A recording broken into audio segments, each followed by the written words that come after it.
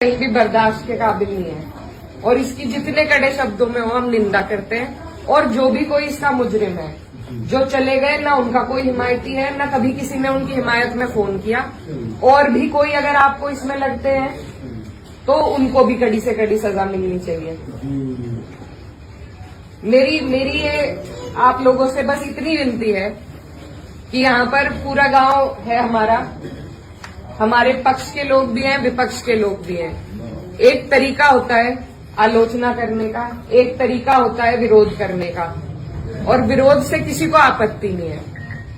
लेकिन जिस तरीके की भाषा का उपयोग किया गया, जो चीजें कही गई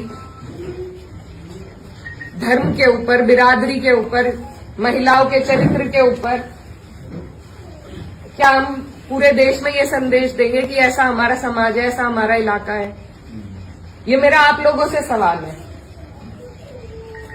मैं जब चुनाव जीती थी तो मैं इतनी खुश थी, इसलिए नहीं कि मैं जीती, इसलिए कि मुझे सर्व समाज ने, सर्व धर्म ने, सर्व जाति के लोगों ने मुझे अपना वोट दिया था। मेरे लिए उससे बड़ी उपलब्धि जीत की नहीं थी। और हर जगह आप देखेंगे, अगर मैंने कई बार ये बात कही कि मेरे लिए सबसे बड़ी उपलब्धि ये है कि मुझे सबने वोट दिया, सबने अपना आशीर्वाद दिया, अपनी बेटी माना, अपनी बहन माना, और आप सभी मेरी हिम्मत हो।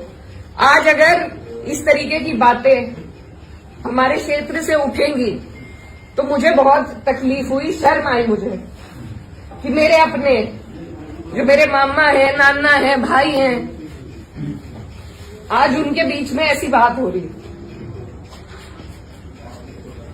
और ये सिर्फ मुझे गाली नहीं है, मेरे इलाके की, मेरे समाज की, मेरे इस इलाके की जितनी भी बेटियां हैं, जो मुझे ये आके कहती थी कि दीदी हम भी आपकी तरह आगे बढ़ेंगे, हम भी आगे निकलेंगे, उन सब के कदम इससे डगमगाएंगे। और मुझे ये बात बर्दाश्त नहीं। मेरे पे तरह तरह के सवाल उठाए जा रहे हैं। मैंने कभी धर्म की राजनीति नहीं करी, कभी जात बिरादरी की भी नहीं राजनीति करी। मेरे लिए सब मेरे अपने हैं। जहां जिसे मेरी जिस वक्त समस्या होगी, जिस वक्त मेरी जरूरत होगी, मैं वहां पहुंचूंगी। मेरा परिवार बहुत सालों से, लंबे अरसे से राजनीति में है, आप लोगों के आशीर्वाद से। और हमारे वहां पर बाबूजी हुकुम सिंह जी का परिवार और हमारा परिवार लगातार राजनीति में रहा। कभी वो जीते, कभी हम जीते।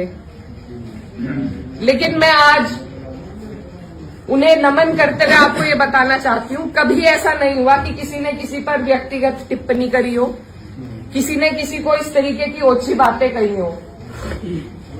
तो वो एक राजनीति का स्तर था।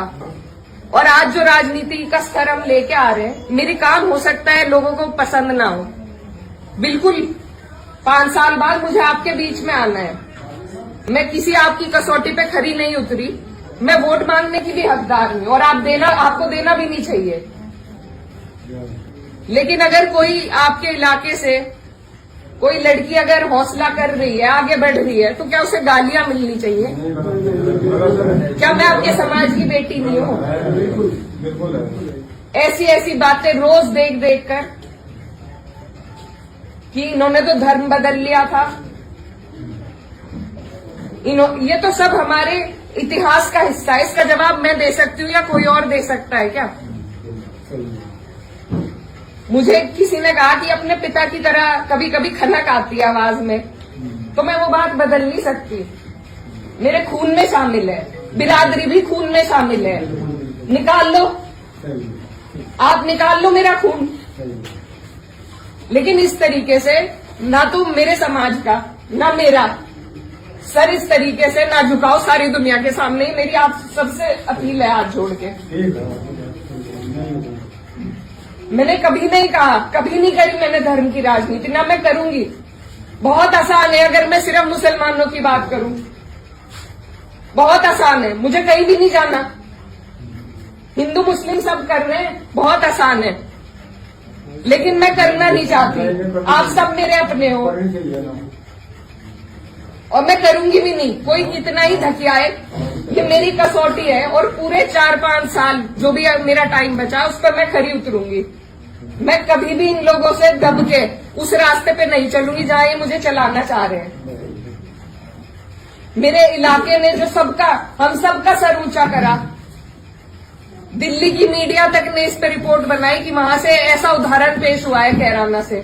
ये उस उदाहरण को तोड़ने की और सिर्फ अपने लालच की, सिर्फ अपने लालच की राजनीति में जो लोग इस तरीके से समाज को तोड़ रहे हैं, तो वो पहले मेरे पत्थर मारे, मुझे गाली दे, मैं सबसे आगे रहूंगी, लेकिन मैं इस काम से हटूंगी नहीं।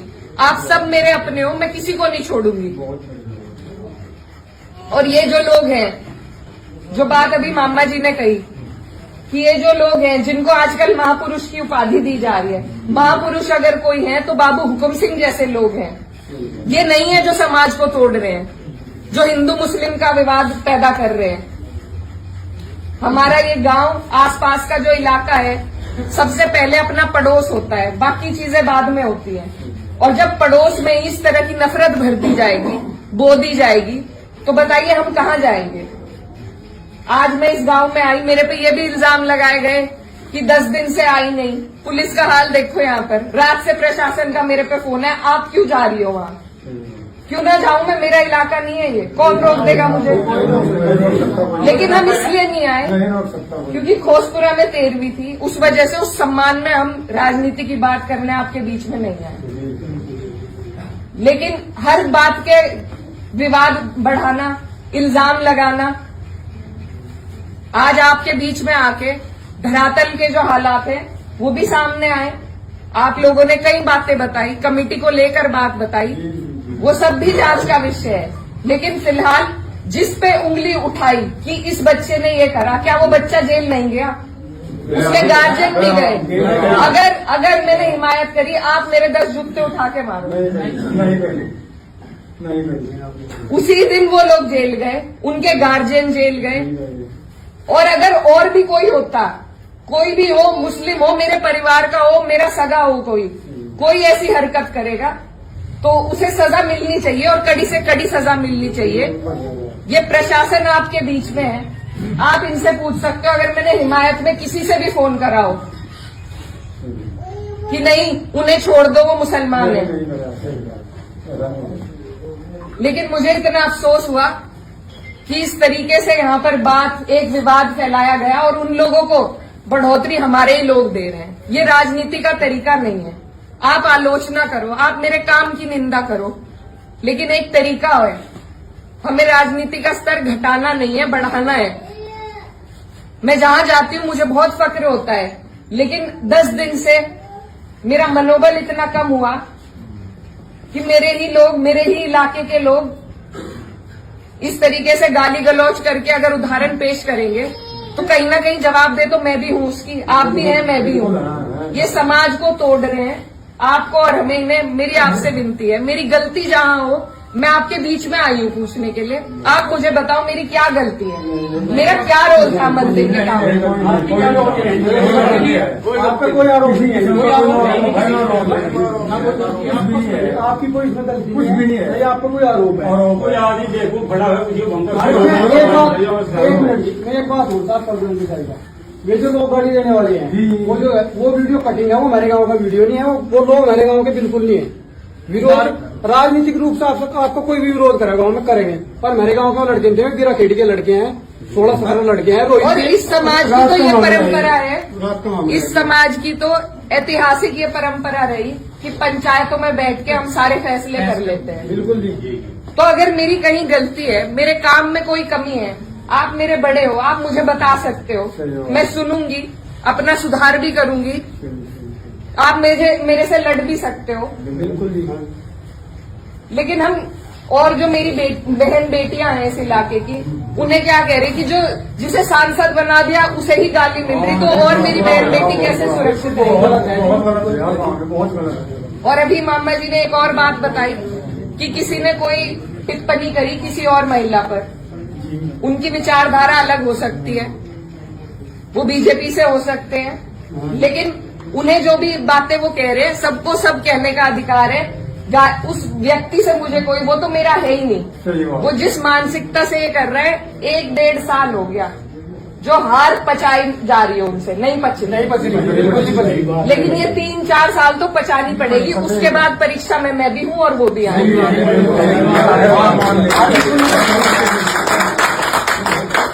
जब मेरी माताजी 2019 में चुनाव हारी थी तो यहाँ से जो पूर्व सांसद जी थे वो चुनाव जीते।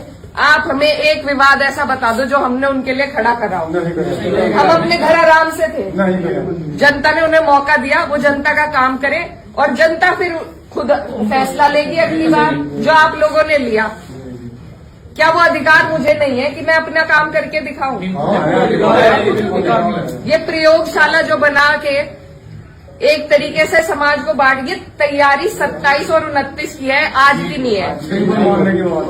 पहले भी ऐसे कई बार करते आ रहे, लेकिन किसी को अगर पछाड़ना है तो धरातल पर रह के पछाड़ा जाएगा। ऊपर से मैन्युफैक्चर हुए हुए ये जो प्रोपेगेंडा है उनसे कोई नहीं हारेगा। मैं नहीं हारूंगी क्योंकि मैं अपने लोगों के बीच में रहूंगी। तो आप लोगों को मैं बस यही बताने आई कि ये बहुत लंबी सोच से आपको और हमें चलना है।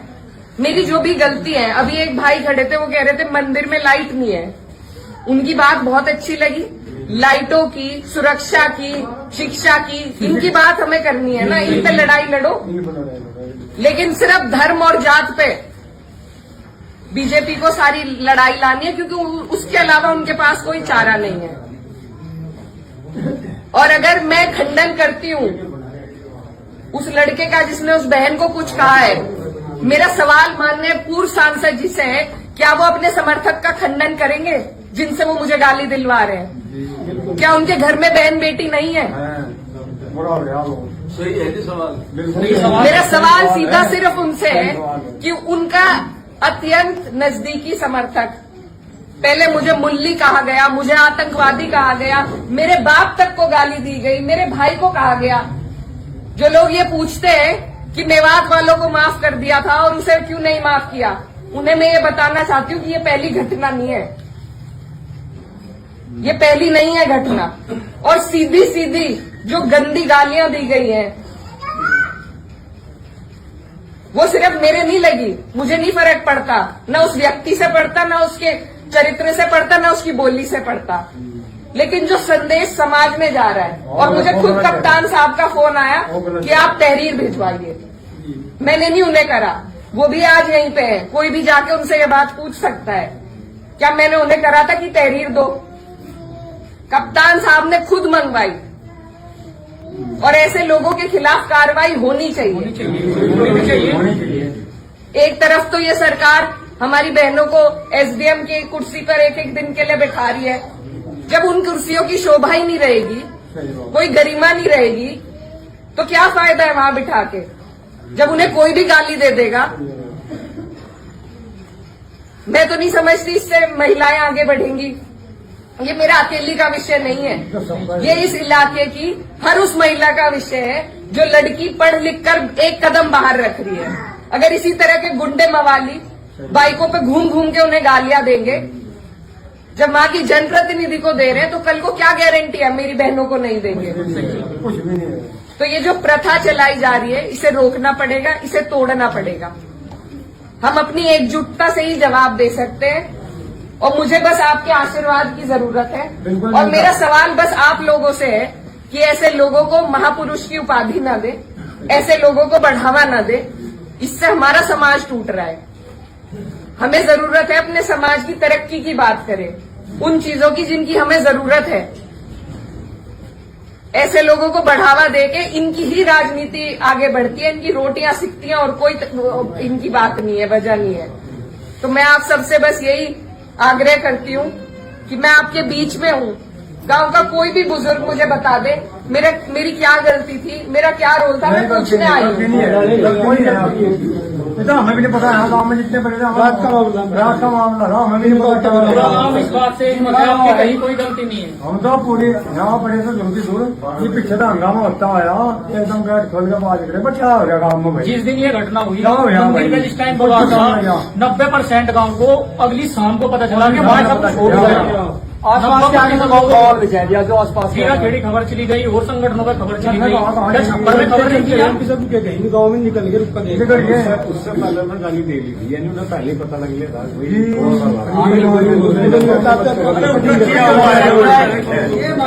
धन्यवाद।